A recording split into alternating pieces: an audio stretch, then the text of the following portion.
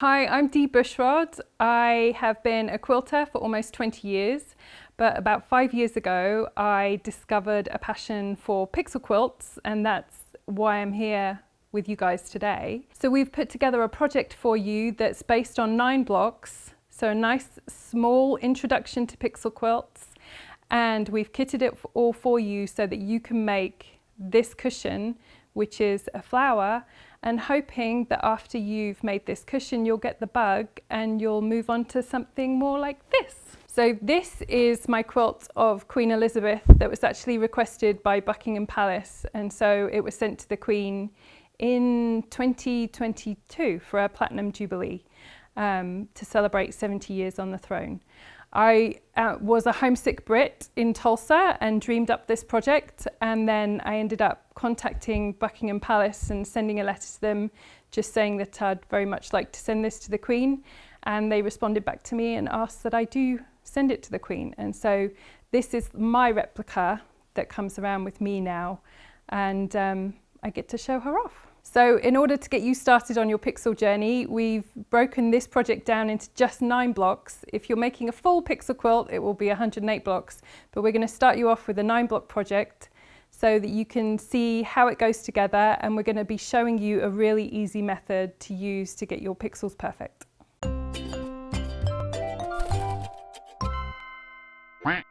Okay, so to make this project, these are the supplies you're going to need. First things first, the interfacing, the grid interfacing. I am using the Quilt Smart Pixel Grid because this cushion uses 1.25 inch pieces, and this is the only company on the market that produces one of that size. And then just your basic sewing supplies, so just a rotary cutter and ruler, a pair of scissors, some best press if that's the one you like, and then I really like the mini iron to get into this project. But all of these fabrics and supplies will be included in the kit. So let's get started. Okay, so the first thing we need to cut in order to get this project underway is the Grid Smart interfacing. And you'll see on the interfacing, it makes it really easy for projects like this and any pixel quilt because it's already gridded up into an 8x8 square. So because we're going to be just working on one square at a time, I'm going to go ahead and just cut that one section, and then I'm going to go ahead and cut it into the 64 squares we need for one square. When you're working with the pixel grid, I think the best thing to do is to go ahead anyway and cut off any selvages, because that is just going to make your life easier for when you're ironing. With the grid ready, this is where we just look at the pattern and we basically just follow the pattern colours and place the squares on the grid. So in order to do that, we need to make sure we cut out all of the squares ready to go. So the pattern will tell you exactly how many squares you need to cut out of every single colour. And at this point, it's just going to be a case of getting your fabric. Now, how you prepare your fabric is completely down to you. I know some people like to starch their fabrics, some people pre-wash their fabrics. So how you do it is how you would do it for this project. I personally just iron my fabrics and put some best press on them just to make it a tiny bit sturdier. So I just have a few squares of the mustard I need to cut out for this pattern, and the way I usually do it is with best press, and then I really, for these projects, I prefer the mini irons. The new mini Eliso one I really like because you've got the little light, and I feel like this tip is like a really good precision tip for pixel quilts.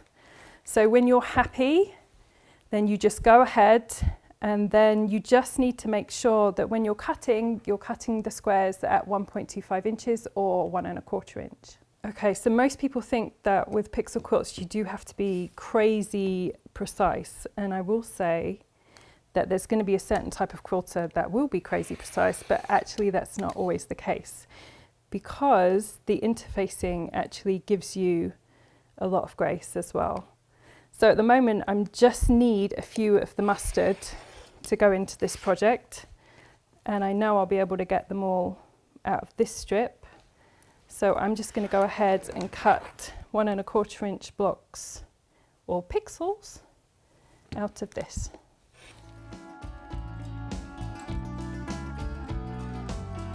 So this is the point when we're going to start laying down the pixels, and this is the part I want to emphasize, that you either need to do this on an ironing board or you need to have a wool pressing mat, because if you can imagine, we've got this flimsy piece of interfacing, and if you line up all of your pieces ready and then you've got to take it to the ironing board, it's not going to be pretty. So this is the point where basically we've got it ready on the pressing mat, and we're just going to follow the pattern and put our pieces down ready for the next block.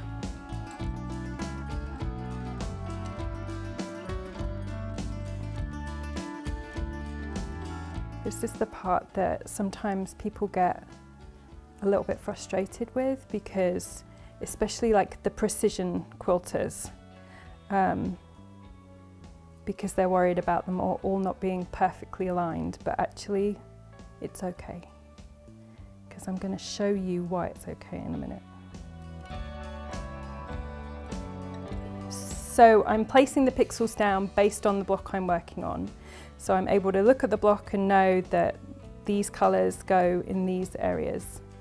And so this is not just the basis for the project that we're working on now, but this would also be the basis if you wanted to make your own pixel quilt. This is one way that you can do it.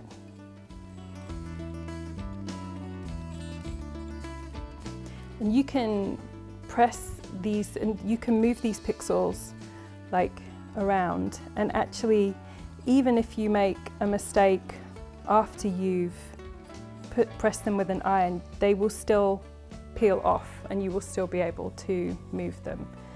There's nothing on this project that if you go wrong it can't be fixed. It's all fixable.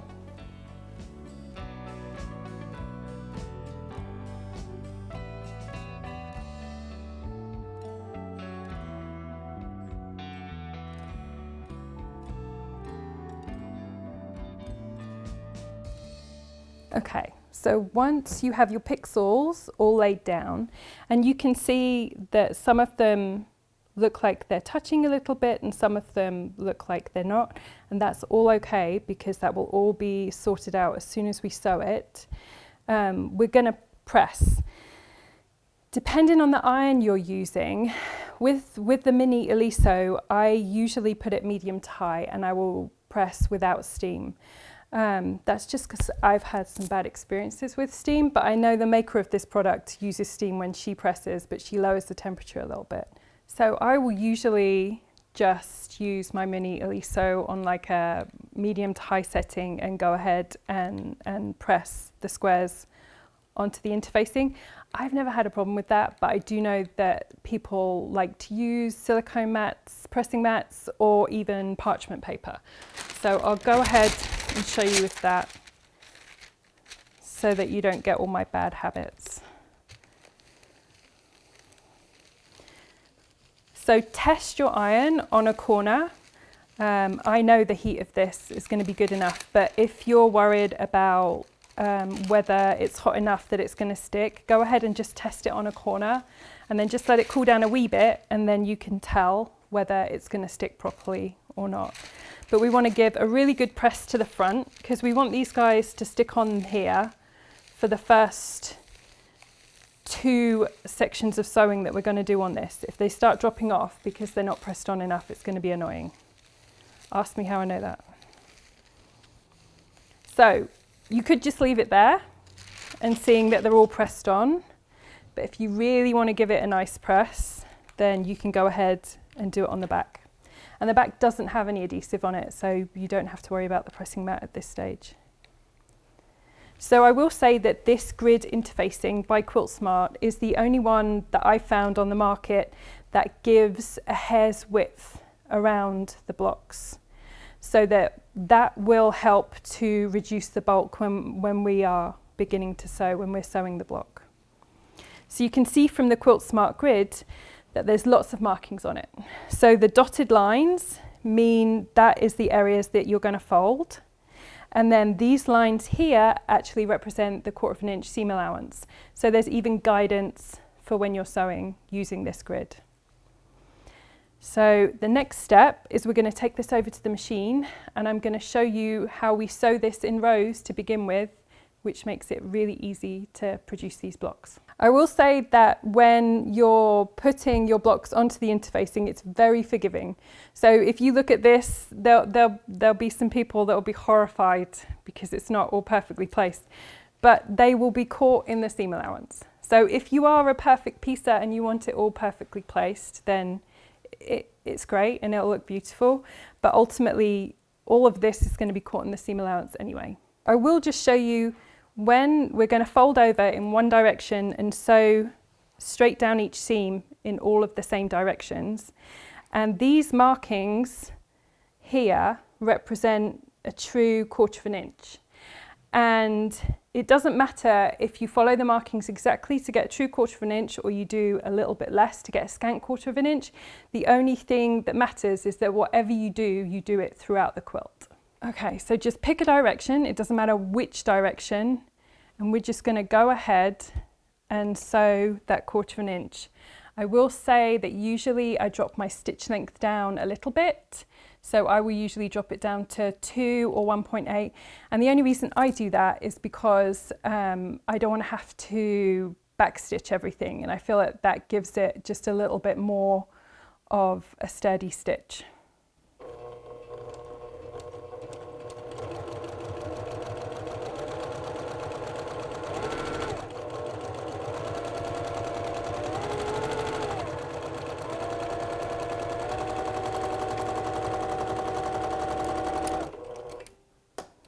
So when you've got your first row sewn, we're just going to go straight to the next one, and you're going to do exactly the same on this one.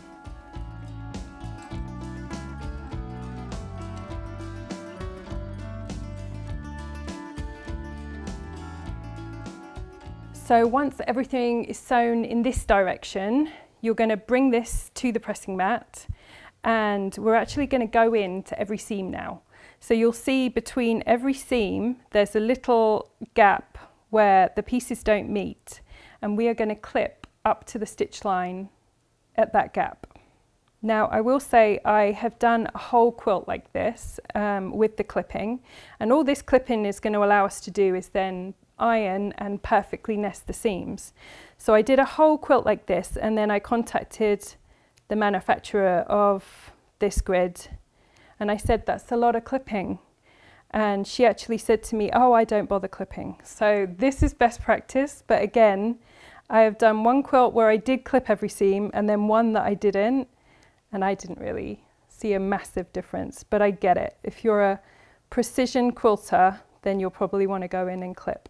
Okay, so with everything clipped now, we are going to use the iron to basically point each section in a different direction. So, and this looks really clumsy. The way I do this, I know it looks clumsy, but just trust me, we're not trying to get a perfect press.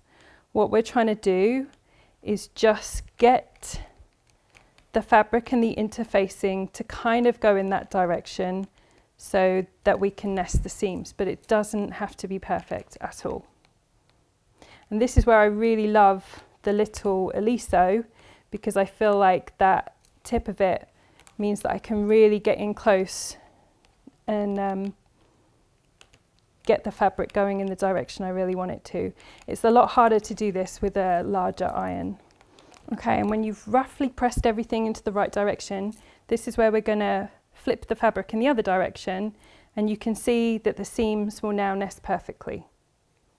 And we can sew, using that line, we can sew the 1/4 of an inch in the opposite direction. Okay, so we're just going to do exactly the same as we did with exactly the same seam allowance and stitch length. And we're just going to ensure that the seams are nested and go in the opposite direction.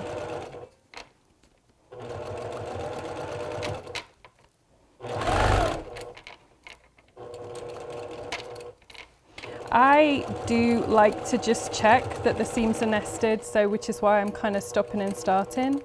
Honestly, there will be a time that you miss one, and do not worry.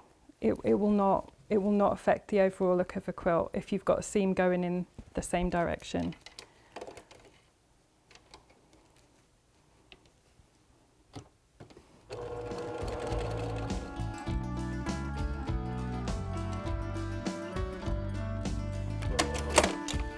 So when it's all sewn together, best practice is just to give it a really good press now.